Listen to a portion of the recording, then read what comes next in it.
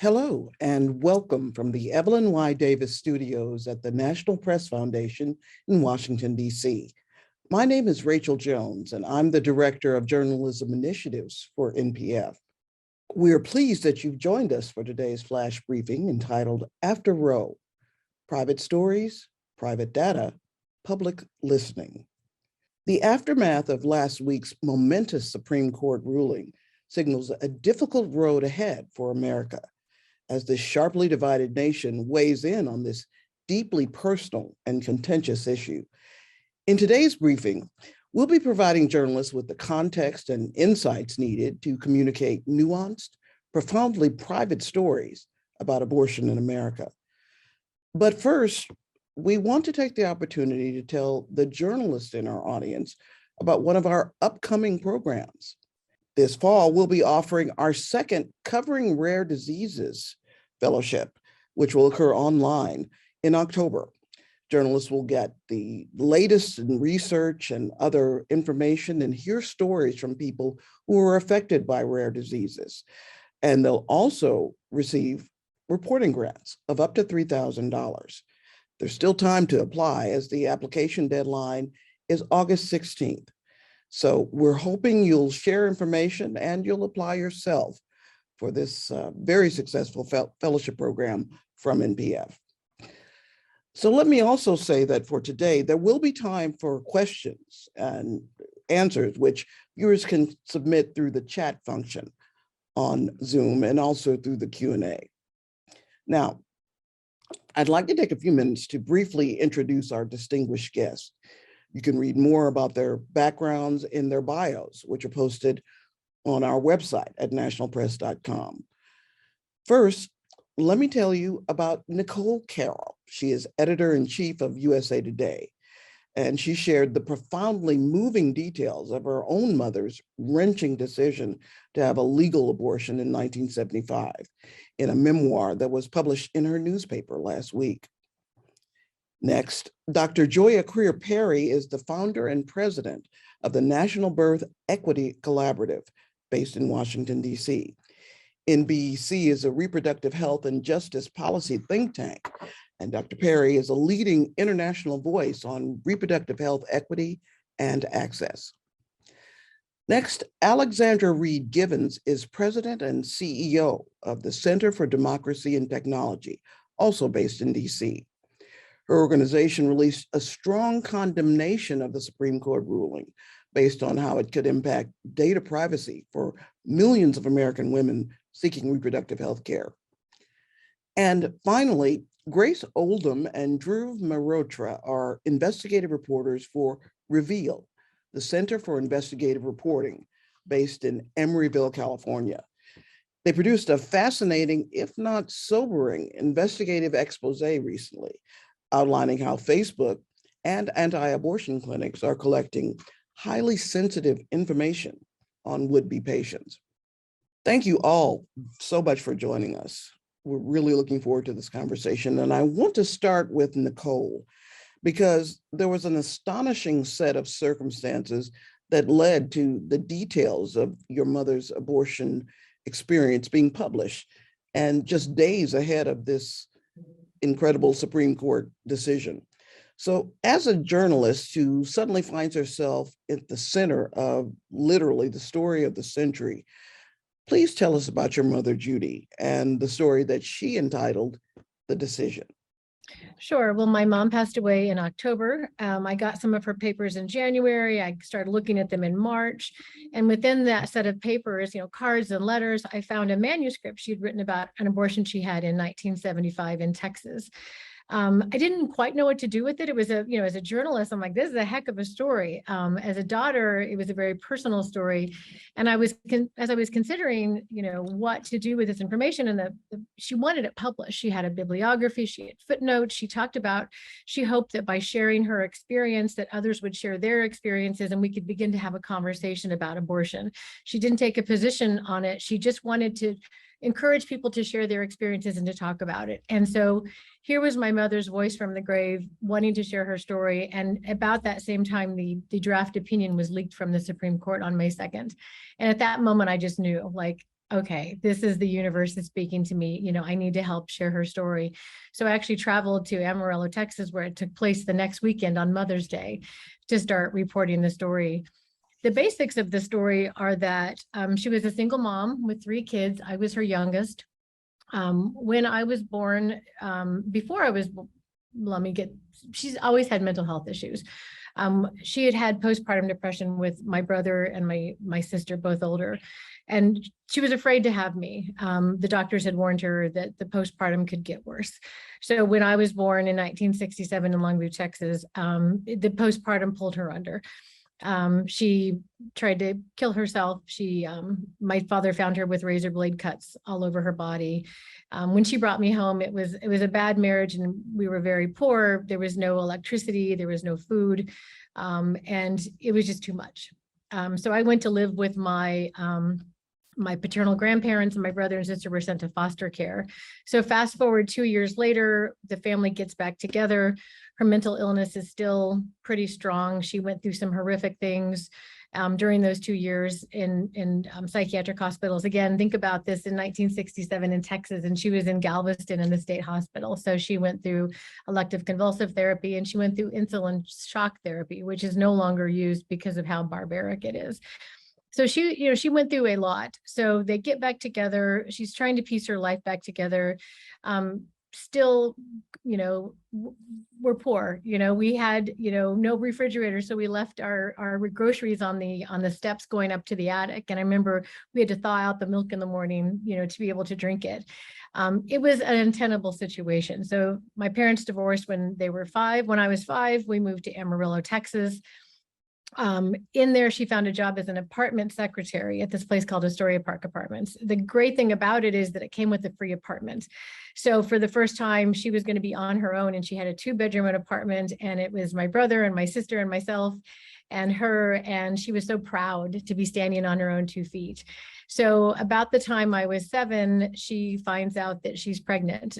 She had a brief relationship with the maintenance man at the apartment complex. She was terrified because she wanted to have the child, but she thought she would get fired because her boss was very strictly a certain type of religion that she thought would not accept out of wedlock pregnancy or an abortion. She ends up going to the father. He wants nothing to do with her. She goes to Lubbock for the abortion. It is mishandled.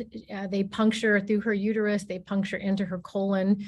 They stitched that up at the time, but then a week later, she begins bleeding again to the point where she almost died. Like, she actually did die on the table. They had to bring her back, but they had punctured through to her colon. Her colon ripped back open after she had come back home, and she nearly died from the procedure. She finally gets out of the hospital, goes back to work, and her boss fires her. He says, "I hear you had an abortion. You're fired," and we were evicted. Single mom, 3 little kids. She ends up going into him in a burst of strength. She ends up going to him and saying, "I don't want the 2 weeks. I'm going to get out as soon as I can. You can leave." And so the story takes on from there. And I think I'm sorry for the very long story, but it is a very long story. What I did is, when I got that manuscript, is I wanted to tell that story, but to this day, my family is still in big disagreement over, her decision. I did not take a position in the story. I'm a journalist. I played the journalist in the story, but I talked to my brother, who is an evangelical Christian, and he thinks she made a mistake. He's not sure that she will go to heaven, and he mourns his little brother or sister. I talked to my sister, who said her decision probably saved us. She was physically abusive to me throughout my entire childhood, part of her mental illness. And we're not sure what would have happened. When she was pregnant with the 3rd child, me, she ended up for 2 years in a going through psychiatric care. I can't imagine what would have happened to her with that 4th pregnancy had she continued the pregnancy. Even if she gave it up for adoption, we're not sure what the impact would have been on her mental state or on us, frankly. Like, what would have happened to us as a result of that. So my sister is positive that she saved us. She saved our lives. My uncle, who took her for the abortion, is like much of America. He's right there in the middle where he thinks abortion should be legal for a certain amount of time, and certainly in the case rape or incest or the health of the mother. So it was really just a look at how the conversations we're having in America are taking place in my family right now, and giving a very stark example of why this is so complicated and why there's not just two sides to the story. It is a spectrum of feelings, and it is very, very complex, which most people don't take the time to understand it. It feels very black and white. So a very long answer to your question, but there it is. But a very appropriate one. And I'm definitely going to want to continue probing this issue of mental health and as part of this conversation. But I'm going to shift now to Dr. Joia, because in recent years, the issue of maternal mortality, particularly for Black American women, has had a sort of unprecedented level of coverage. Its profile has risen somewhat, and organizations like NBEC have been at the front of that through a sort of a coordinated policy and advocacy effort. So I'm sort of thinking that for some journalists, including people like me who has reported on this issue, we might feel we know enough about reproductive health and vulnerable communities and women of color and inequities. So I'd like you to start by helping us understand how the Roe v. Wade decision amplifies or impacts those very baseline issues that we think we know. Well, first, thank you so much, Rachel, for inviting me, and thank you all for being in this amazing panel. And I want to honor Nicole's story and her bravely sharing that with us. Most people don't share their abortion stories, especially in a time like this when you didn't have to release it. So it's very brave of you, and it's very gracious for you to share it again today. And I also just think we should honor that was a lot that your mother went through. She almost died. And so that would be hard for me to even talk about. So I just want to thank you for sharing that. But even in the way what you just talked about, the Black maternal health crisis, my organization is 7 years old. We were founded originally to focus on Black infant mortality. So not on maternal, but just solely on infants. Like many people who are on this panel, we've kind of stayed out of the conversation around what happens to moms and, this whole, in fact, thinking through the importance of having access to the full range of reproductive options is so important. And so the story that Nicole just shared with us about her mother is indicative of what happens to Black, Brown, Indigenous, rural, poor people, non-land owning white males every day across the United States, right? The less resource you have, the choices you have to make, the decisions you have to make around your reproductive health are really important. And it's really critical that even when she was describing it as a journalist, she said, I didn't take a position. It's interesting to think through how abortion, for some reason, journalists feel like you're taking a position, right? You're not taking a position if we said, for describing what happens in the Holocaust, or if we describe what happened during slavery, if we describe what happened all the time. So this idea that her mother almost died in pregnancy after having an abortion is not something one would take a position on. This is not a right or wrong, or who's, in fact, even I was thinking about her brother's response. His response is really important for him as an individual, but for policymakers who are sitting in the White House or the Supreme Court, when you have your opinion about if her mother was right or wrong, and you can make an actual policy that dictates how people can live forever, then you see us, the United States, having the worst health outcomes in the industrialized world, because we have folks who are legislating their evangelical beliefs inside of the Supreme Court and inside of legislature, inside the White House.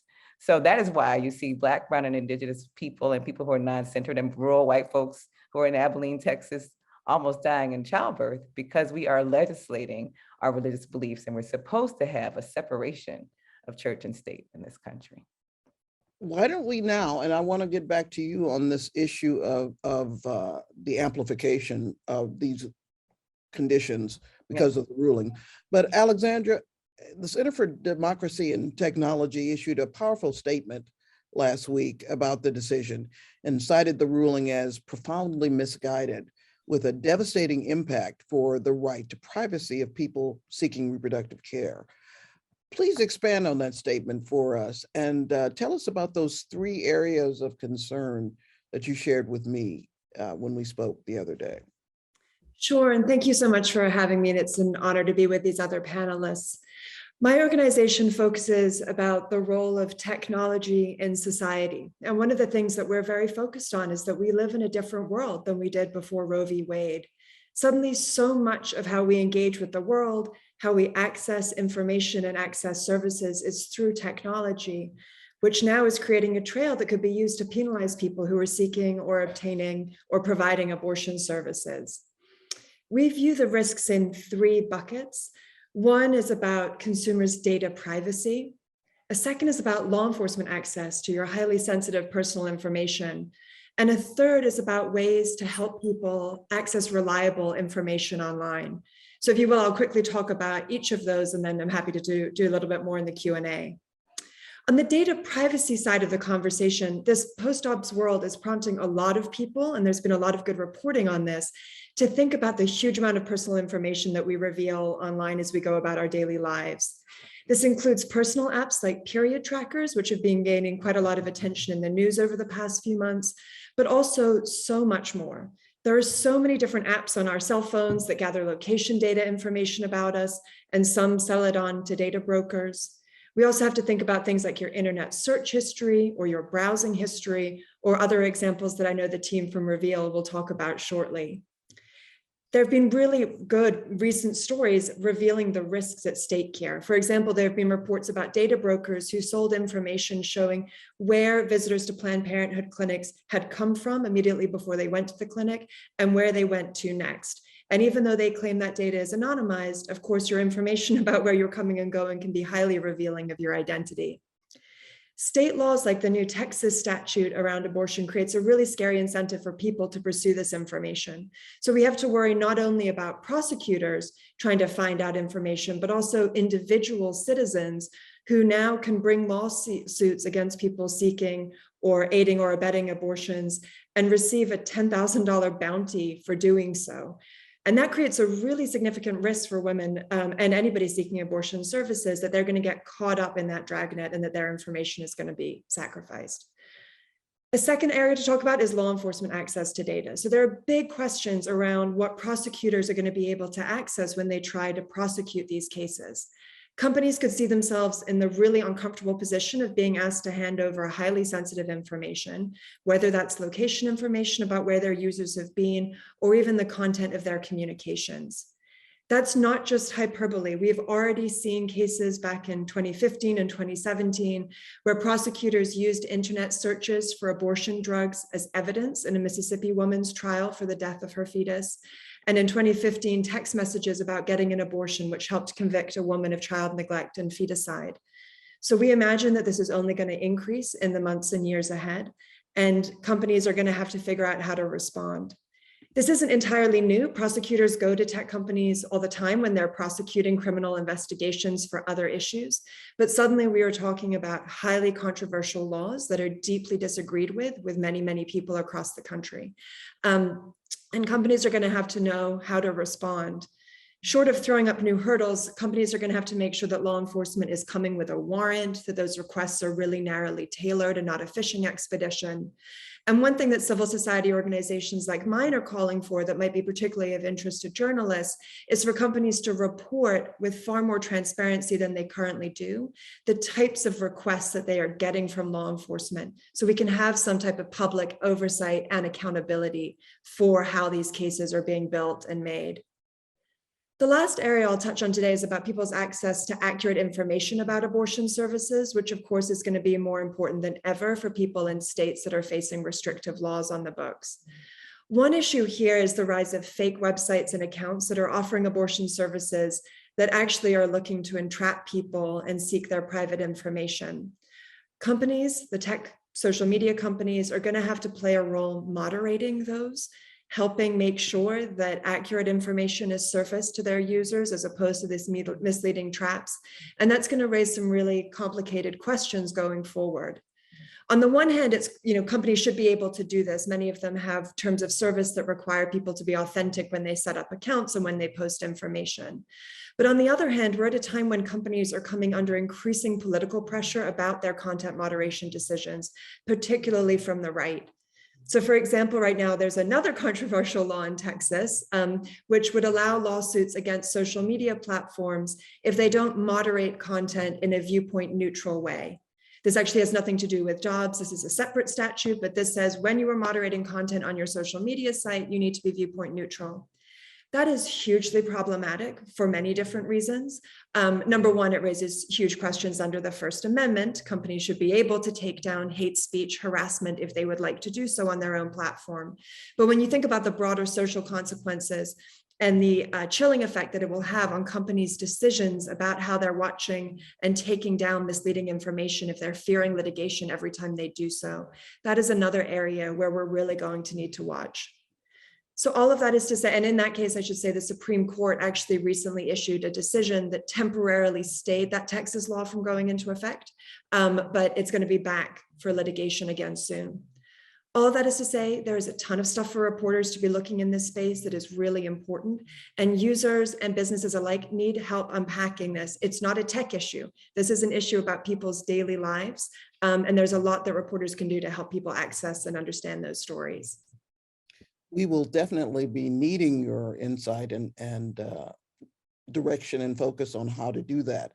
And we're going to shift now to Dhruv and Grace, because when I think about this issue, I realize that probably the average American may know about the issue of data privacy and what it means in their own lives. But I have to wonder if many of them feel that it's something that will significantly affect them anytime soon.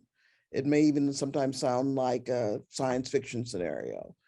But with your recent investigation, you've demonstrated just how close to reality and to our everyday lives these kinds of issues can become. So I'd like for both of you to take some time now to tell us about how the investigation started and what you found. Yes, thank you. And first, I just want to say I'm so honored to be a part of this panel. Thanks so much for having us. So this investigation was really born out of our early anticipation and brainstorming of what this year would look like last summer. So after the Supreme Court announced that it would hear the Dobbs case and more restrictive legislation was passing, such as SB 8, our newsroom made a strong commitment to covering reproductive rights issues and imagining, what issues at hand would be really important to pay attention to. And so one of those was crisis pregnancy centers. We knew that as more restrictive legislation passed, and especially in areas where abortion access is more restricted, crisis pregnancy centers would be growing not only in number, but in power and influence. And so we were doing a lot of research on crisis pregnancy centers, looking into different tools that they had developed, doing extensive company and organization research. And one of our main questions, knowing that they are, for the most part, not licensed medical facilities and don't charge for their services, so they're not bound by HIPAA and other health privacy laws, are what happens to the data that's collected about the people that they interact with, either online, on their websites, in forums, asking very personal questions, such as, a person's date of their last menstrual period, or whether they would consider having an abortion, to the point of when they're in their clinic and collecting data as detailed as ultrasound photos or pregnancy test results. So we had a lot of strategies to try and get at that question. We put a call out to our readers. I worked with our engagement reporter at the time, Byard Duncan, to hear from people who had been to crisis pregnancy centers. And another strategy was looking at what type of ad tracking technology these organizations use. And that's when my co-reporter Dhruv Mehrotra came on, and he can tell you a little bit more about our reporting strategy and looking at the ad tracking technology. Yeah, hey y'all, thank you so much for having me. It's an honor to be here. Reproductive health isn't actually my beat or my area of expertise, but Grace enlisted me to work on this project because I have some experience investigating advertising technology and sort of looking at the ways that modern websites and apps share and leak data, either intentionally or incidentally. So for this story, we used a tool called Blacklight, which was developed by Surya Matu at the Markup to analyze the way that 2,500 crisis pregnancy center websites. So what Blacklight does, right, is it basically analyzes a given website and looks for the presence of cookies, keyloggers, or other types of invasive ad tracking, right? This is sort of a hallmark of the modern internet, is that many, many websites just have this technology embedded on it. And, you know, the website operators don't necessarily think about the sort of privacy implications of having them. So what we ultimately found was that 300 crisis pregnancy center websites shared some data about the users who visit their site with Facebook. Sometimes it's that Facebook will be sent a particularly revealing URL of a page that they're visiting. Other times Facebook will even get things like scheduling information, right? Like if someone schedules an appointment for a consultation at one of these CPCs. But where I think our piece really stands out is that we weren't just able to prove that anti-abortion organizations were sending data to Facebook, but we actually were able to prove that Facebook is retaining, storing that data and then linking it to individuals' profiles. Facebook has policies against doing exactly this, right? Using reproductive health data in its advertising systems. And experts that we spoke to think that this is a violation of their stated terms of service. I want to have the last three speakers, Alexandra, Grace, and Dhruv, be thinking about ways that journalists in their local communities can report on these issues. So I'll give you some time to ruminate on that. But I want to get back to Nicole, because I remember, again, in our first conversation, I told you about how the memoir connected me to my own mother, born in poverty in 1926, and who gave birth to 10 children. So when it comes to the incredible toll that poverty and violence and other issues can have on mental health, I wonder what your thoughts are about how journalists can contextualize the role of mental health in a woman's decision to have an abortion in such a, again, sharply divided atmosphere. Sure, and I appreciate you saying that. And the feedback I've gotten is exactly that. I've heard from, just a wealth of people all connecting to the details. They connect to the abuse, or they connect to the poverty, or they connect to the mental illness, but they connect. And I think that's the biggest takeaway for me as journalists is I love data and I love investigations and I love all the work that we're doing, but I think we have to balance that with real stories of real people and real experiences. And I say this in my story, our brains are wired for stories. They burrow in and they stay, and they don't demand anything of you in the moment. They just sit with you. And I've had so many people tell me, you've made me think a lot, and I keep coming back to this detail or that detail. So I think as journalists, when we look about covering this, I love the data, I love the hard hitting, I love the investigative, but we also have to be mindful of telling those stories and getting people to open up to us and tell some really personal issues here. People don't like to still, it's much less of a stigma than it used to be, but still people are hesitant to talk about mental illness. And, hopefully by putting that out there and sharing my mom's story and my story, I'm trying to help that conversation along. But in this area where lived experience is sometimes challenged in newsrooms or dismissed or not given equal footing when it comes to decisions about why stories are told, how do you help support journalists who may have their own personal opinions one way or the other, but really transmit that need to get at these kinds of stories? Right. Well, before I even attempted this story, I talked to several of our top editors and my publisher, and I said, look, I found this story of my mom's. I want to do something with it. I know that just the fact of writing about this could be seen as a bias. And I really challenged that. And I said, I am just going to tell the truth. I'm going to tell my lived experience. When I talk about not taking a side, I didn't go into, and therefore I think the Supreme Court was right or wrong. I just tell the story and put it out there. And I don't think there's anything wrong with that. I think that more of that, that's why we hire such great and wonderful diverse journalists, right? Is we all have different backgrounds and we can all bring these experiences to bear. I also had a really interesting conversation with someone that my background, and this happened to me, whether or not I write about it, this happened to me, and this informs and creates the person that I am. Isn't it more transparent to talk about it than to not? And that's what really tripped in my mind, is that I am who I am, regardless if you know or not. And I felt I was being more transparent by speaking to it. Are you preparing your staff for the level of possibly contentious,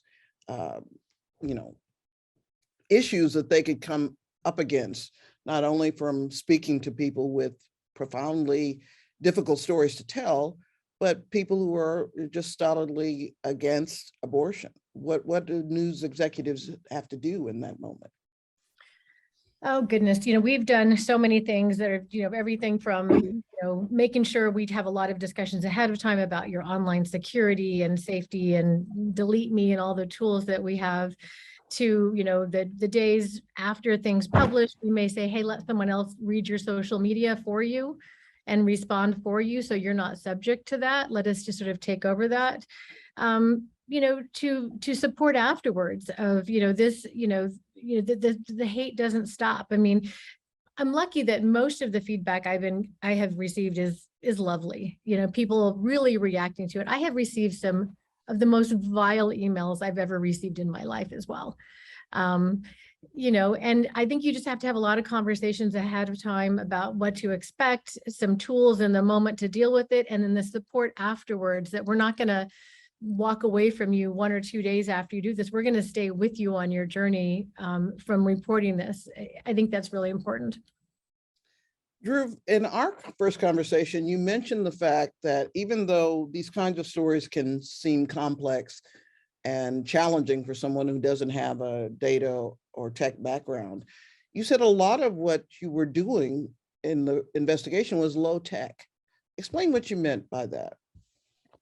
Yeah, I mean, so the most interesting part of our findings were that Facebook was retaining this information and linking it to individuals' profiles. And the way that we uncovered that was pretty low tech. Facebook has technology that it's built that surfaces information to users about what types of data they collect. It's in their privacy center. So we just basically found all the sites that had the Facebook's advertising technology on it, visited each one manually, and then looked at Facebook's own records about what data they kept about Grace. So it was a pretty low tech experiment, actually, that had some powerful findings. Joia. Hey, sorry about that. No problem. Okay. I want to ask you two questions, because I think since we've been talking so much about data and access to it one way or the other, what I found so powerful about the coverage of the Black maternal health crisis is that there was so much evidence. There was such a solid, strong evidence base to back it up that almost could not be dismissed.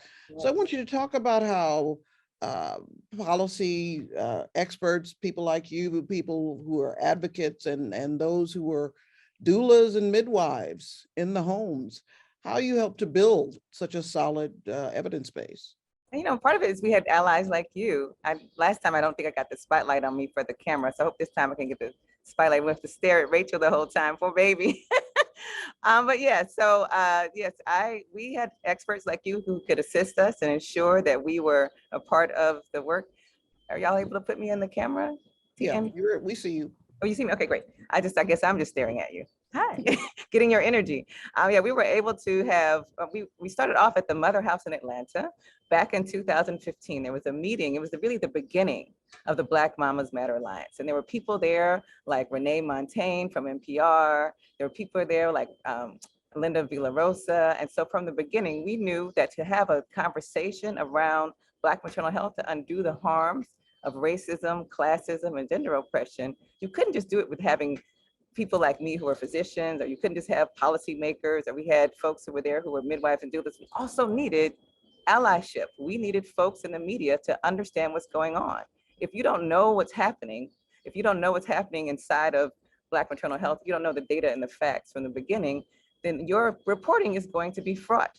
If you only have newsrooms that are filled with people who don't have, as you mentioned before, Rachel, lived experience. If you have newsrooms with people who don't come from the community, it's important to have this allyship. It's important to have, it was interesting to think about how journalists see themselves as neutral, the neutrality of journalism. I would argue that so often you're still human beings. And so your neutrality still comes, there's no, in medicine, we call it the default human being. It's the 70-kilo white male.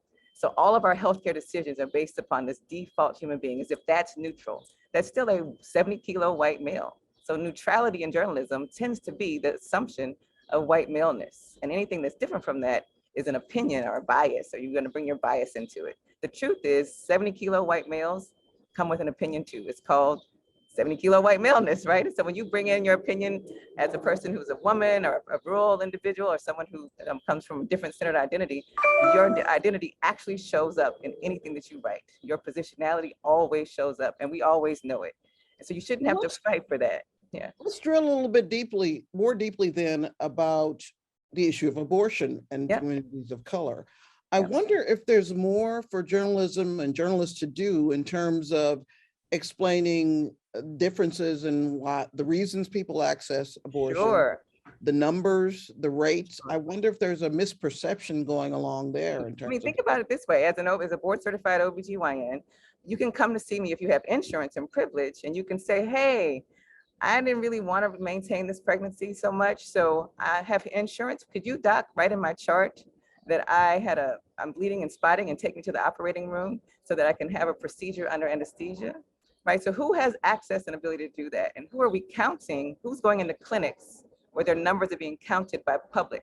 So you're gonna always see an overrepresentation of poor people, of marginalized communities in the numbers and the data that's collected by public health, because people who have resource will always be able to avoid the public health system. That's why the Roe v. Wade conversation was never about rich people. It's always about people who need access to public resources, because when you have insurance, and we know that insurance in this country is tied to a job, so much so that when people try to expand Medicaid in states like Michigan, if you lived in urban Michigan, you had to have a job to get Medicaid. So we have now, journalists need to understand the history and the legacy of why these decisions are made. We're not collecting data just because Black people are not overrepresented in the numbers for abortion because we are the only ones receiving abortions. We're overrepresented because we're the only ones who are counted and measured, because everything about us is counted and measured inside of the systems. And when you go to your private doctor, as people used to come to me, you can get all the kind of medical abortions, you can get all kind of pills without ever being counted and measured in the regular public data system. And that will still continue now that Roe has fallen, because people with privilege will still figure out ways to not have to be counted. Well, let me then just wrap up with you in this round of questioning, in that this whole issue of how the data will be used, or who would be penalized, or who would be targeted. Expand a little bit more about, again, the potential impact on communities of color. I mean, think about Nicole's mom. She got fired. She actually did the things that thought she was supposed to do to fit in with the crowd. And guess what the crowd said? Too bad, you're still seen as a demon, right? So we can't even do what we are trying to fit in. So think about what happens if you speak a different language. If you are recently immigrated to this country, you are really afraid that this idea that you're going to just self-manage your abortion. Guess what's going to happen? You're afraid that they're going to bring in ICE, that the border something's going to happen. So really, we need the government to fight for justice. We need a Department of Justice that actually fights for justice, that doesn't stalk people like Martin Luther King, that doesn't say, I'm going to harass you if you're wanting the movement for Black lives. We actually want a DOJ that actually supports people like Ms. Ruby, right? So that's what we want reporters to say. It is not neutral to support white supremacy, patriarchy, and religious fundamentalism. And that was never neutral. So if we're going to have justice, we need to report based upon understanding that justice requires us to take a stand as reporters for justice. Well, a couple of reminders here in the chat. Nicole has reminded us that 75% of the people who seek abortions are low income. Exactly, and that's the ones we know about. That's all I'm saying to you, Nicole, that private doctors, as me, you come in, you don't go to a clinic when you're a private physician. I have rich folks, had patients who were judges and doctors and Indian chiefs, and all they would have to say to their private doctor is, I no longer wish to be pregnant. And the doctor would say, okay, Miss Smith. and they figure out a way to make sure you're no longer pregnant. So you're seeing people who don't have the power to say to their provider, I don't want to be pregnant anymore, Ms. Smith. So we don't know if it's 75% of people are low income, because that's just who we have to count in the data. Rich women can go to their doctor and they can wink and nod and they can get the same pill, the same procedure covered on their insurance. Alexandra, and before I go to you, I want to remind the journalists and participants that you may ask questions by dropping your question into the chat or using the Q&A feature in Zoom. Alexandra, are we at a point where almost the genie's out of the bottle when it comes to data privacy? That there's just nothing less we can do and we might as well submit? Or can you offer some advice about ways that people can fight back?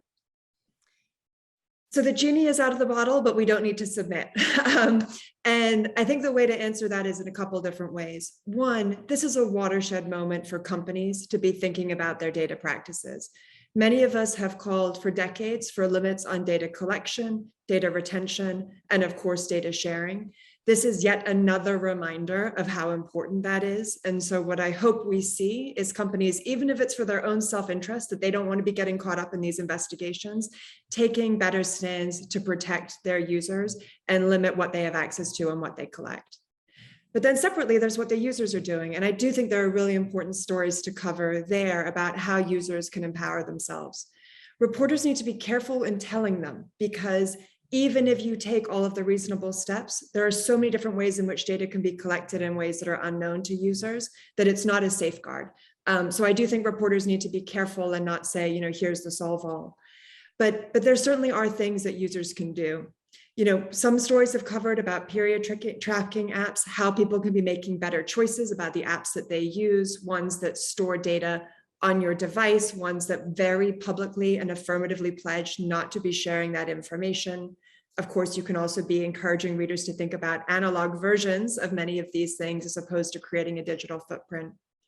But the other piece is reminding folks that there are far more sources of risk than just period trackers, right? So you need to think about the location access on your cell phone, reminding people to go in and turn off those settings on their devices at the macro level, at the general settings tab, but then also putting limits on individual apps as well.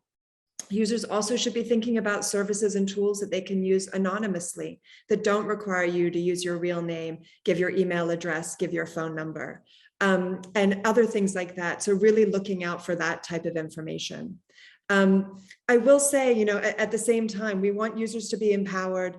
We want users to control their data. But again, as I mentioned, journalists need to be careful in warning people that they still might not be able to have full control here. And that's why advocacy organizations like mine are so focused on putting the pressure on companies to make sure that they are doing everything they can to protect their users too. Thank you, Grace, for dropping in the link to the Reveal investigation.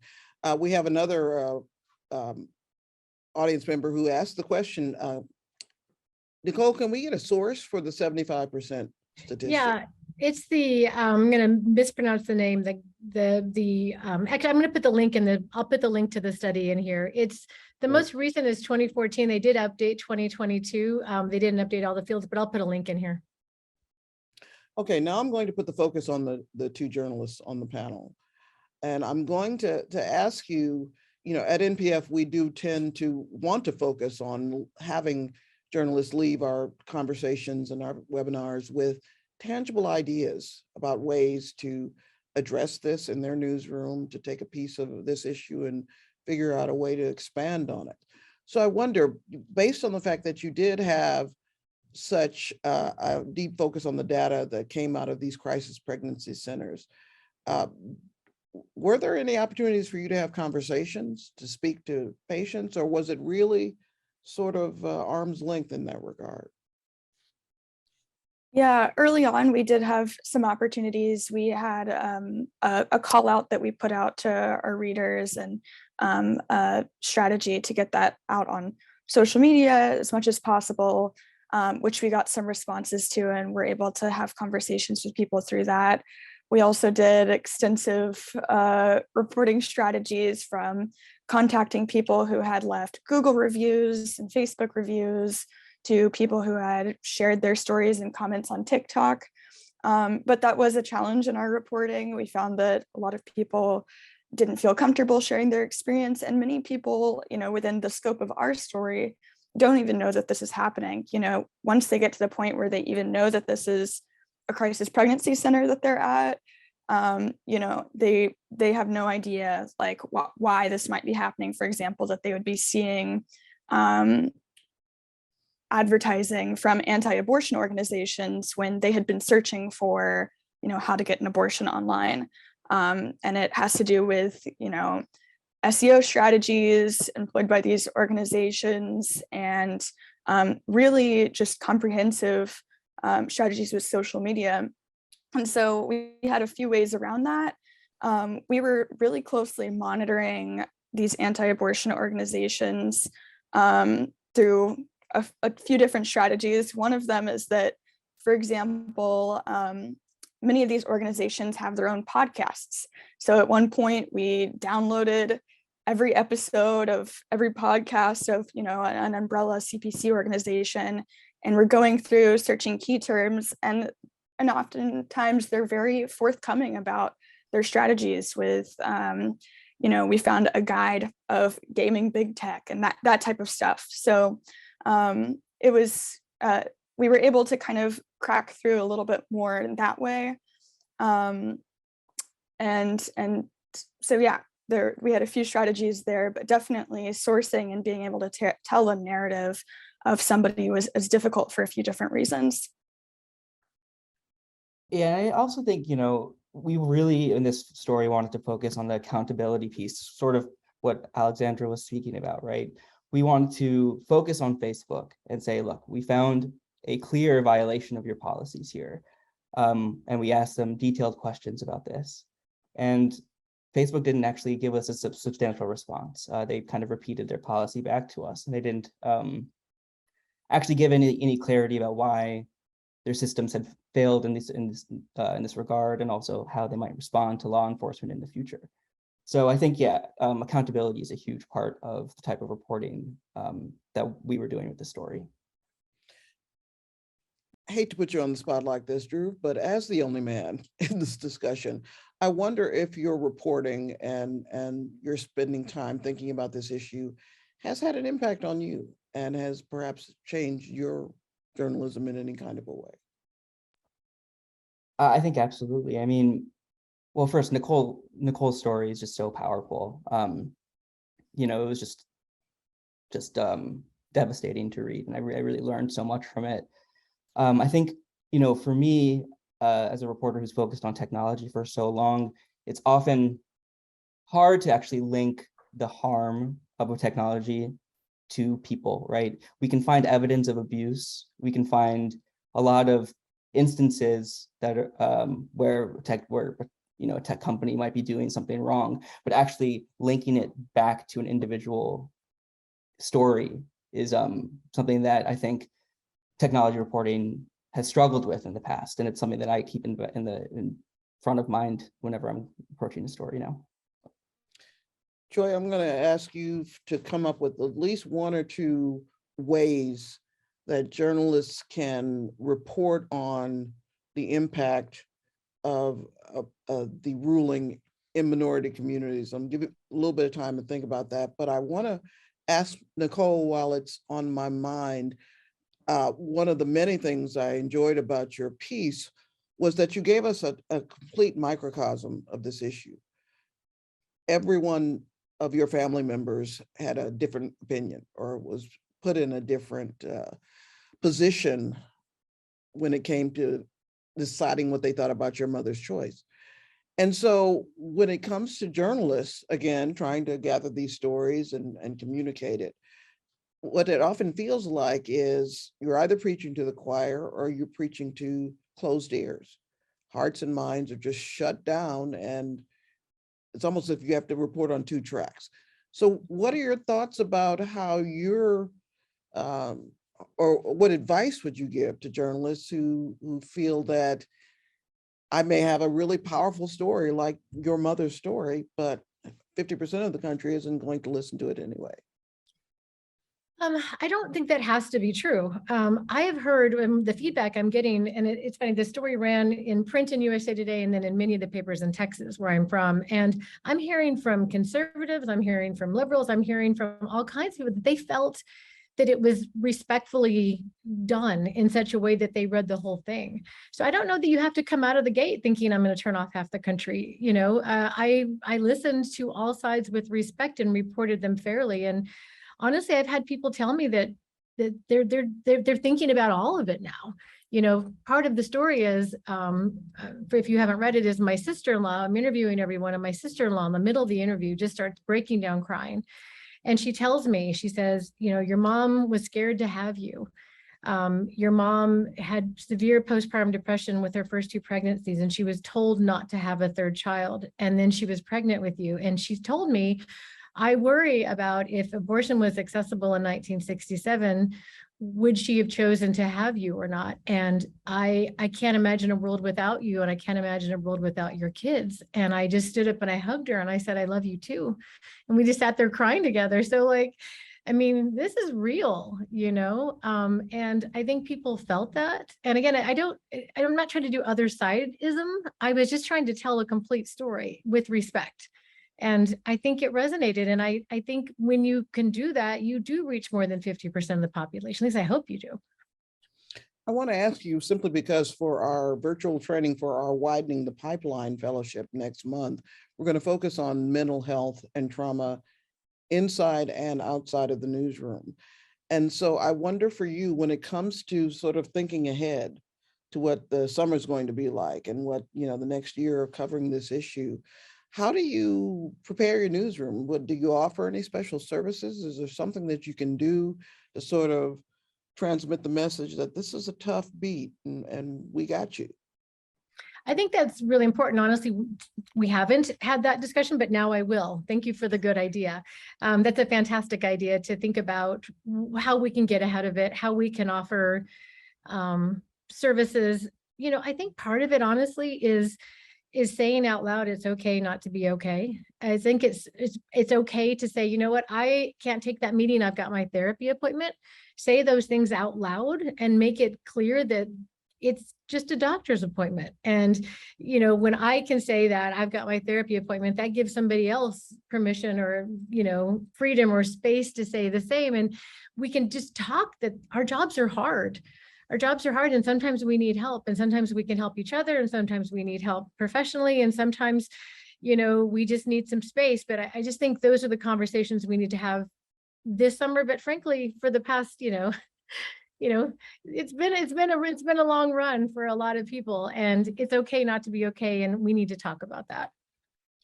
Joia, COVID obviously, again, also heightened this whole discussion about equity and access. And so when I think about reporters attempting to tell the story of abortion in communities of color, what are some types of stories? What are some angles? What are some ways that they can move the needle on the discussion? Well, first, I think we have a great example of that, honestly, when you think about what Nicole did with her mother's story, the care within which she took, making sure that every detail was done. And so often when I'm giving talks about racism and Black maternal health, I know that people have empathy for me because I'm an Ivy League educated Black woman who comes from doctors. And so they can see me as something valuable. So I often say, when you're talking to low income and low resource Black and brown women, pretend they're me if that helps you to get through the story. Pretend that they have something that allows for you to see them as fully formed and fully human. You know, I'm just hopeful that people can hear Nicole talk about her mother. And so when they go into a community in rural Texas, when they go to a border town, when they go to Mississippi, and they hear someone who doesn't sound as articulate as the way that we're talking about these issues, and when they describe how they're still trying to get Pampers and they might have 10 kids, and you're trying to figure out why would they want to even become pregnant? Why aren't they making the right choices and decisions? Give them the same grace that Nicole gave to her mother. Give people who are low resource, who are not centered, who have not historically been a part of a conversation, the same ability to thrive, to see them in the future. The same way that Nicole did for her mother. I want you to really, really do that for all of us. And so those stories will be, if you go to a community and say, hey, tell me about the person who, y'all all come and talk to. There's usually a person in a community who the younger people gravitate towards. There's somebody who's been fighting on the ground, who's been a local doula without calling herself a doula, who shows up for births for people, who's trying to get access. I mean, there's a woman in Mississippi who's been trying to get a birth center open and for a long time. And so there's rules and laws that keeping her from getting a birth center because she needs to have a physician oversight, and they don't want to have midwives without having physician oversight. So finding those people who've been fighting for not just access to abortion and contraception, but for Black people, brown people, indigenous folks in these communities, they've been asking for things like access to live, to birth centers, to doulas, to clean water, to voting rights. So those same marginalized identities around their ability to get abortions will be those same folks who are fighting for just to be able to live. So look for those stories, and I bet you'll find an abortion story, because the same oppressions that are keeping them from having their kids in the best schools or having good fresh water are the same oppressions that are fighting them from having access to the full range of reproductive options. Alexandra, I'm looking at a note here from Dhruv. He says that Facebook has not stopped their collection of this data, nor have they purged the data from their advertising systems, but they also didn't dispute the findings. So my question to you is, you mentioned earlier about the issue of accountability, and journalists need to stay on top of that. When we're talking about these tech behemoths and these companies that, in 1 minute can tell us one thing, but who knows what they're actually doing. So how do journalists counteract that? How do they get at the story of accountability, in your opinion? Yeah, it's a great point. And I do think this is going to be an ongoing story for a long time to come. Dhruv was kind. He talked about how his investigation was low tech. It can still be intimidating, I think, for people to pierce into it. So one of the things we need to do is empower journalists to feel bold and ask those questions. And also know that there are organizations out there that are trying to help in that space, whether it's Consumer Reports, other civil society organizations like ours, who try to play this role and be able to ask hard questions and do that type of analysis. That role to play a function of translating and synthesizing the reality of how technology impacts people's daily lives is so important. It gets more important every day on the Dobbs question, but also on many other issues in people's lives. And so we need journalists to feel comfortable in this space.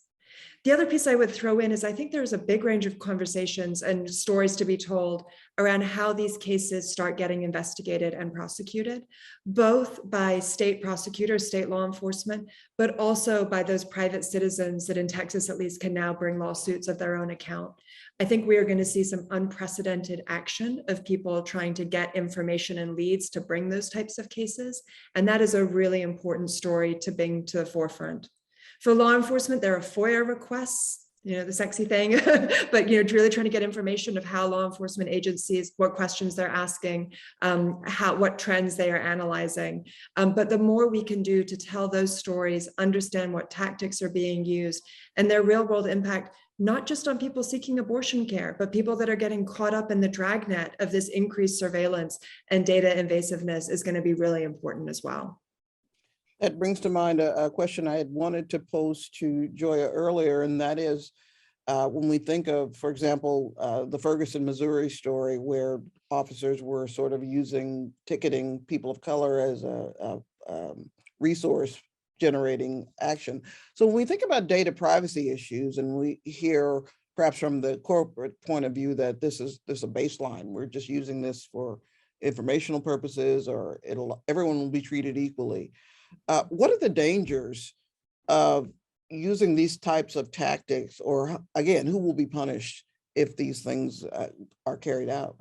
And the irony is, a public person who ran a public health department, we're using fax machines, right? So our level of data technologies with the investment that this country has done for our public health infrastructure is zero.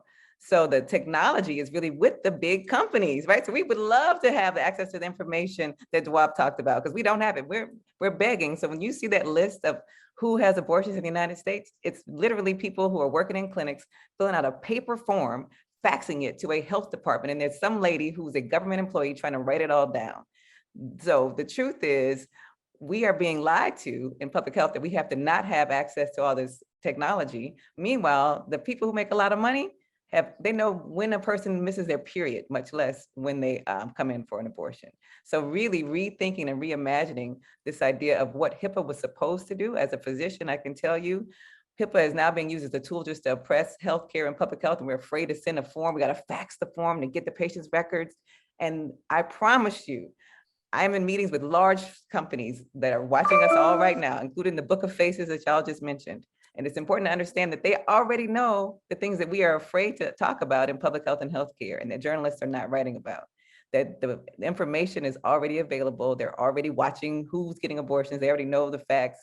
And we are just using old school technology fax machines. If we could get public health to get invested in, so we could have access to what Google and everybody else has, man, you might see some improvements in health outcomes. But right now, because we don't even have the technology for the public sector, and the private sector has been built upon public dollars, because the internet, was built on public dollars. It's amazing to watch people get so wealthy while the public health infrastructure crumbles as we watch it. So I'm not all doom and gloom though. We have bills, we have exciting opportunities to invest in the public health infrastructure. COVID showed us that as long as we don't invest in the public health infrastructure, we're gonna have the worst outcomes in the world, is what the United States has. We have more people dying from COVID. So to really change that, the accountability that my co-colleagues on this panel talked about, ensuring that these companies share their data with the government. I'm in calls where people know that they have this information. Black women are dying in childbirth within a year of having a baby, despite income, despite education. The CDC even showed that even when we have a college degree, we are 5 times more likely to die in childbirth than our white counterparts. It took us years, from 2007 to 2019, to release that data. You knew who already knew that? All these big tech pharmaceutical, companies that y'all are talking about, all this data that y'all are talking about. We're sitting here still with our fax machines. So we need you journalists. We need you to hold the system, the public system, the private sector accountable. Why are we struggling to get information around COVID, around maternal death, when they know when you buy a cheeseburger, what time you bought it and how much and what you had on it? You've not scared me, and I'm going to go home and pull the cover. Well, but truthfully, you see recently that Congress had a whole hearing on protecting the Supreme Court justices. They put money, Biden passed a bill to give money to support the Supreme. So the full force of government is supporting the people who are actually causing the harm. The people who actually released a thing to say, we no longer, you can go back to the states and y'all have to fight for your lives to stay alive, poor people. Meanwhile, guess who has no protection? The patients, the providers, and the advocates in reproductive health rights and justice. So we're asking for the same level of investment that you all gave to the Supreme Court to protect their lives because they were getting stalked and harassed. If you don't think patients, you just listen to our panelists, patients are being stalked and harassed and harmed, that their data is being extracted from, we need the government to come work on that. We need a Department of Justice that's working on justice. That's my call to action. While I pull my stuff together, let me now ask the 2 journalists, once again, I'm going to put you on the spot and ask you, interject an intergenerational aspect to this discussion. And I'm wondering if the data technology piece, reporting on the abortion issue in that way could be a conduit for getting information to younger people to influence the way they think about or talk about and communicate with each other about this issue. I think absolutely. I think that, for people my age, everybody has a general sense that like technology, companies like Facebook or Google have a lot of information, but being able to show exact circumstances of like what type of data and what are the implications and risks of amassing that type of data on Facebook is really important. And I think that that's kind of a missing link there. As Dr. Crear-Perry said, I think that we know, like, okay, if a company wants to know like what I had on my burger the other day, they can know that. And sometimes people are just kind of, well, nothing you can do about that. But showing, okay, here is this type of data. This is a way that it's linked all the way back to you from something kind of obscure you might be doing on the internet. And here are the real risks, is really important and kind of getting attention to this issue. yeah, I think being clear about the threats here and actually the sort of chain of custody of data and where it goes and who's collecting it, how it's collected. I think all of that's really important and yeah, a good way to sort of bridge the gap. I'm going to once again remind our viewers that you can pose questions in the chat or through the Q&A function. And if you don't, I'm just going to get carried away here and keep talking. So Nicole, I want to ask you, as an editor of a major media organization in America during a time when there's so many issues, inflation, gas prices, the ruling, the war, everything that's going on, and then of course the midterms coming up, that small thing. I wonder how you are able to prioritize or think about ways to take a creative approach to this when you've got 12 other things that are equally urgent on your plate. How are you going to give us some of your strategy for the coming months when it comes to covering the impact of Roe? Sure. I say this and I really do mean it. I wake up every morning thinking, how can I help today? How can we help today? How can we help people understand? How can we help them? How can we empower people? How can we educate people?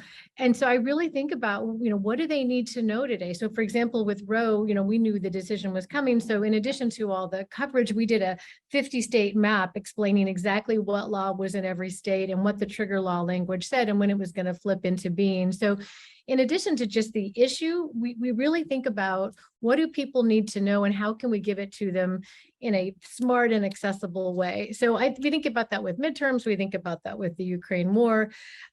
We really keep it focused on the person and what they need today to be an active member of democracy. Well, at that rate, I'm going to ask for predictions here. I wonder, Alexandra, I'll put you on the spot first. Do you feel that this issue of data privacy, if reporting on it is amplified and there's more of it and it's accurate, could it have an impact on the midterms or just a general discourse about this issue? I think there is no question that consumers care more about privacy and know they should care about privacy more than ever before. So the polling shows that this is a kitchen table issue, that people are tracking this and they want to see leadership. I think very often people try and push this back into the hands of users. They say, well, just look at the terms of service. And if you don't like what a company is going to do, then don't use it. And many of us know that is not the reality we live in today, right? If you actually want to access a service, you're going to agree to those terms. And so we need legislative action and we need companies to take this responsibility on themselves. We notice that the companies are listening, right? So I listed at the beginning of my presentation a number of examples of data brokers that were selling information about people's location before and after they visited a Planned Parenthood site. That's a really good example of journalism having a direct real world effect. After that expose and the following outrage, that data broker publicly announced that they were no longer engaging in that practice. And we've seen other instances of this as well. We don't want that to be the only method of change, right? We need it to be far more systematic than that. But it tells us that raising public awareness about this and public outrage matters. And I think policymakers are listening and paying attention. Joia, we know that communities of color are not monoliths as well. And so when we think of the abortion issue, it might be easy to think that people of color are pro-choice or whatever. We're the most conservative. We tend to poll, people hold on to that because we are very conservative when it comes to religion. But the truth is, now that we are able to articulate that any descendant of the enslaved should never believe that a state should have more rights than an individual living human being, then you can really get past the religious fundamentalism that has been indoctrinated inside of the Black community. So we recognize that there is no reason that we would believe the state of Texas, the state of Mississippi, where our birth outcomes, our health outcomes are the worst, that magically these same state legislatures who won't do things like Medicaid expansion, who won't do things like paid leave or equal pay, but they care so much about us living and thriving when we're pregnant. And it's even the conversation about ensuring that we have, even though we're less and less likely to go to church as we used to be, Black people used to be known as super religious more than anybody else. And we still have more, we're more likely to attend church services than other groups of people. And yet those pastors are even signing on and showing up. We did an ad in the New York Times on the anniversary of Roe v. Wade. The entire Congressional Black Caucus signed on, including Jim Clyburn, that abortion is an issue for the Black community. We recognize that this is not just something that we're picking and choosing and saying, pick me, choose me. We're really saying you are not, the state should not be engaged in conversations that are private decisions that are happening inside of families. And I'll give a concrete example as an OBGYN where this would show up, because it's important for us not, to your point around, you need a real story. You need to see it and feel it as a human being and not just data points of some foreign off thing that you don't see. You just see a data point that 75% of people are this or 25% of people that. So as an OBGYN, if a patient comes in and she's 10 weeks pregnant and she has breast cancer and she's there with her husband and her pastor, they can all three be sitting in the room with me. And I can say to them, hey, with breast cancer, if you maintain this pregnancy, you increase your risk of death. So you need to have a conversation and decide yourself based upon this information, if you want to maintain your pregnancy for yourself, along with your pastor and your husband, or by yourself, make this decision, because the person who would die is the person with the breast cancer. I would say for Black people, as a person who took care of a large Black population in the very Catholic city of New Orleans, about half of the time, the person would come back and say, I would like to stay pregnant, despite the fact that I know that it increases my risk of death, but it's important for me to maintain this pregnancy. My religious beliefs, just like Nicole's brother, or I'm worried that I might go to hell, or this might be my only child, or whatever, so I'm gonna maintain this pregnancy. About half of people though say, especially the husbands, we already got kids at home, baby.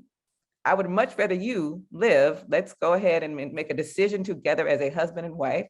Or the wife might come back by herself and say, he was tripping. I could die. He told me I must stay pregnant no matter what. And I don't even know if he's going to be here tomorrow to be with me. And so the person who ultimately could die from maintaining that pregnancy is the individual who is pregnant with a uterus and ovaries. And so the person who should be in control at whatever age, there's no reason, every other high income country, there's no rule about when you can have an abortion. We are making that up. Judge Roberts made that up. The first trimester in Europe in high income countries is when they stop paying for it for free. Because when you have free healthcare, like every other high income country, unlike us, then you say, okay, well, you had 12 weeks to have an abortion, so now you have to kick in a little cash. They don't say it's illegal after 12 weeks. That is also false equivalency, and that our very smart Supreme Court justice had the nerve to say that out loud. I'm sure he knew better. I'm sure wasn't trying to say that they don't pay for abortions in all other high income nations. We're the only high income nation. We're the only nation that's going backwards. Some of the most hardcore nations who used to be very against women having personal bodily autonomy. And it's not just women. It takes the sperm and an egg still today to create a child. So men have abortion stories. There are men who are high up in power, who have jobs, who are important, that they are really also taking advantage of the ability to control their own reproduction and their own ability to create families how they wish. And so I would love for there to be a whole story on all the ways that Black, Brown, and Indigenous men have had an abortion story that allowed for them to grow in their careers, because there was some person, some human being that they were in relations with, that they met at a bar, or that they were married to, that they no longer wanted to procreate with, because that is a decision that people with penises make every day, all day as well. How am I supposed to follow that? But I'll take a try. Nicole, we are at about 15 minutes left in our webinar, and I could certainly ask you all to stay here for another hour. But as we wind down, and as I come to each of you and ask you for the sort of takeaways for journalists, I want you to all think very carefully about that, because that's something that we do at NPF, is to try to provide journalists with those top line thoughts that will help them develop stories. But I want to go back to Nicole, where we started, and I want to ask her about how you think of your mother's journey now, after not only the response that you've gotten from the public from sharing her story, but really thinking about the fact that she wrote this all down, and she wrote really well. I mean, her future might have been different had economic status been different. Had she been able to go to college? Tell us a little bit more about the personal impact this has had on you. It's a great question. My first thought was all the women, and especially women of color, who didn't have a voice for so long, who have these stories and couldn't share them. And so it did give me a certain amount of pride to be able to share her own words after 50 years, that she wanted to be shared. A lot of people have asked me, what would have happened to our family if abortion had been illegal in Texas in 1975? And so when that decision came down, it's not theoretical to me. It was very personal, and I don't know the answer. I really thought about it. I thought, if you read the story, there's some parts where she takes some pretty drastic actions to what she thought was protecting our family. So I could see her having a self-administered abortion. I could see her having an illegal abortion. I could see her having this baby for adoption or to keep. And I honestly, all of those have pretty striking outcomes in my mind. And so I don't know what would have happened, but her story has made me really think about that. And I love everything this panel is saying. I love what you said about telling the stories and humanizing and helping people understand that the women who are in these situations are real women with real hopes and real desires, and they're fully fledged human beings, even if you don't see them that way. I love that you said that. I love that. And I love telling the stories of the men, and so I guess that's my takeaway from this is, I know how profoundly impacted I have been by this story. And I would just keep encouraging journalists to keep telling these personal stories and take the time for those humanizing details so that people can see themselves in it. And it's unfortunate, but that's how people sometimes react to stories, right? Is they see a detail that reminds them of themselves or their history. So the more details we can create, that this person loved animals or loved daisies or, loved Little Women or whatever that detail is that connects you, let's take the time to tell these stories with empathy and with the details that create that 360-degree view of the people we're writing about. Excellent. Alexandra, I'll go back to the statement that the genie may be out of the bottle, but we don't have to give up hope. So what are your takeaways for journalists about what they need to be thinking about when they report on data privacy? So first is that they just have an incredibly important role to play unpacking the risks and raising people's understanding about how your data can be used in these circumstances. So there again, I've mentioned this before, but just a really important role of translating and synthesizing information for their readers to understand. Helping people understand how to protect themselves. So giving real practical advice and helping, talk to experts to gather that information and get that out to people. And again, helping build that accountability by looking at how prosecutors, individual bounty hunters, and then the own companies are responding to this moment. There is a lot that is new here. As we've been in a pre-Roe environment before, we haven't done it when data is so widely tracked and is available as it is now. And folks need to understand how those dynamics are going to play out. And journalists will be the ones to capture that story, to help promote awareness, and to add that human element that you've all talked about so beautifully. So I think there's a lot of really good, important work ahead. To that end, let's ask the journalists to tell us, first of all, what's the next step for you in terms of covering this topic? What stories are you working on? And what advice would you give to the journalists who've tuned in today about covering this data privacy issue? I would say in our newsroom, we have a lot of stories in the works. We just produced a radio show this past weekend looking at, the future of medication abortion and how crisis pregnancy centers are pushing this idea, medically disproven idea of abortion pill reversal. So kind of continuing this accountability of, monitoring anti-abortion organizations, attending conferences, listening and reading the materials that they're putting out, as well as, other like the future of practical support networks and what's going to be happening in that space.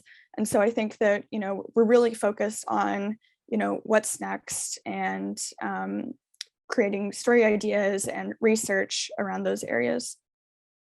Before you jump in, Dhruv, do you have any advice to offer when it comes to, again, those early conversations you had with women at the clinics? What about things they should be mindful of, ways to approach people, how to interview or ask these difficult questions?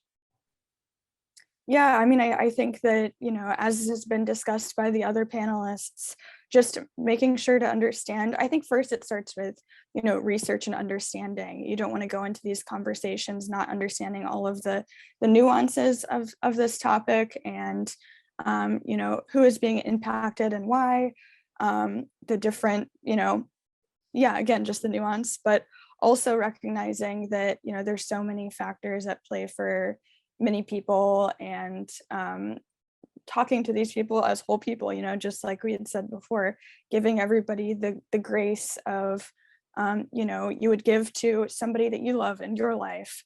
And so I think that that's really important, and recognizing, you know, it's a sensitive topic, but a lot of people want to share their stories, and recognize the importance and value of that. So being sure to, as proactively as possible, you know, do that work in terms of like sourcing and talking to people.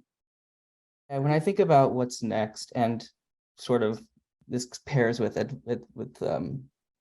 I guess advice or something. I'm just going to start talking, and hopefully the idea emerges here. But I think the idea of persistent monitoring is very important when we're looking at tech companies, right? And accountability. And what I say what I mean when I say that is I want to check back with Facebook. I want to know exactly when they shut off this data collection. And if they don't, I want to be able to say, Facebook, it's been a week, a month, a year, 2 years, you still have this data. Why?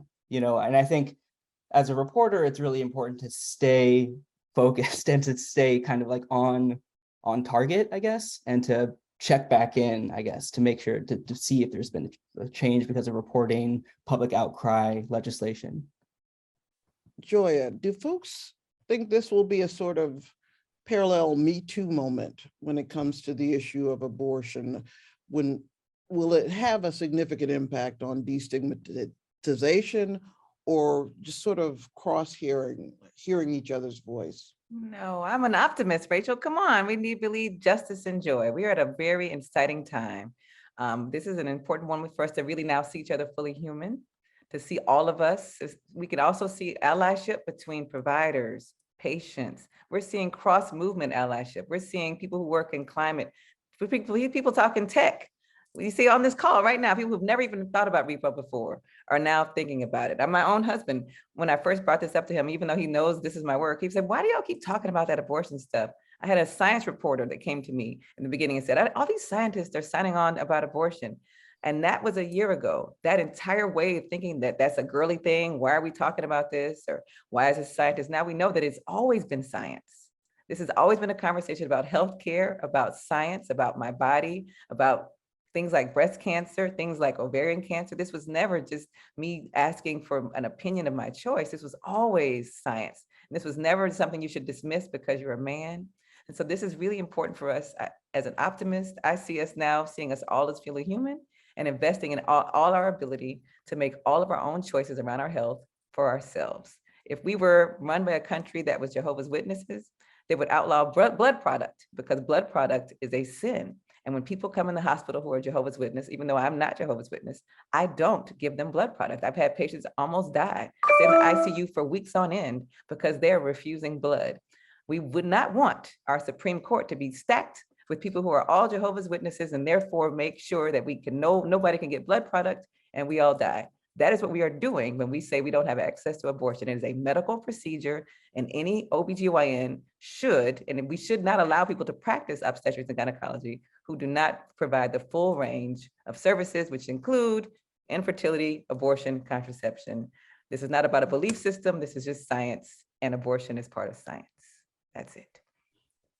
And that is a powerful way to end this conversation, because we are talking about listening and hearing each other's positions and honoring them while we work towards a solution or following a path at the same time.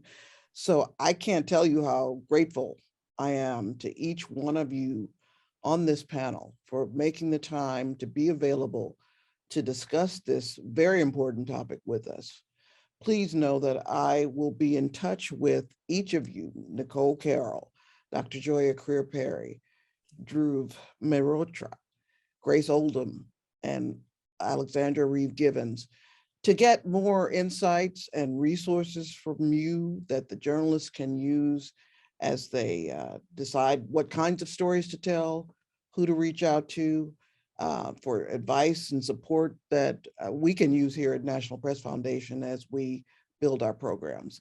And once again, I have to single out you, Nicole. Thank you so much for sharing this important story with the world, but also in such a way that helps us to see the fullness of this issue.